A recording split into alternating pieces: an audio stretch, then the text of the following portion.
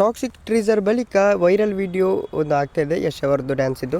ಎಲ್ಲರಿಗೂ ಗಿರ್ಮಿ Kannada TV YouTube ಚಾನಲ್ಗೆ ಸ್ವಾಗತ ಅಂತ ಹೇಳ್ತಾ ವಿಡಿಯೋ ಶುರು ಮಾಡೋಕ್ಕಿಂತ ಮೊದಲು ಯಾರೆಲ್ಲ ನಮ್ಮ ಯೂಟ್ಯೂಬ್ ಚಾನಲ್ ಮುಂದೆ ನೋಡ್ತಿದ್ದೀರಿ ಅವರೆಲ್ಲ ಸಬ್ಸ್ಕ್ರೈಬ್ ಮಾಡ್ಕೊಳ್ಳಿ ಮತ್ತು ಅಲ್ಲೇ ಪಕ್ಕದಲ್ಲಿರೋ ಬೆಲ್ಲೈಕನ್ನ ಪ್ರೆಸ್ ಮಾಡಿ.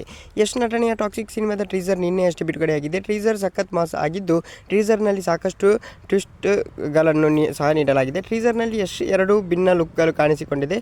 ತುಸು ವಯಸ್ಸಾದ ಪಾತ್ರದ ಜೊತೆಗೆ ಯಂಗ್ ಯಶ್ ಸಹ ಟ್ರೀಸರ್ನಲ್ಲಿ ಕಾಣಿಸಿಕೊಂಡಿದ್ದಾರೆ. ಅಭಿಮಾನಿಗಳಿಗೆ ಸಖತ್ ಕುತೂಹಲ ಮೂಡಿಸಿದೆ.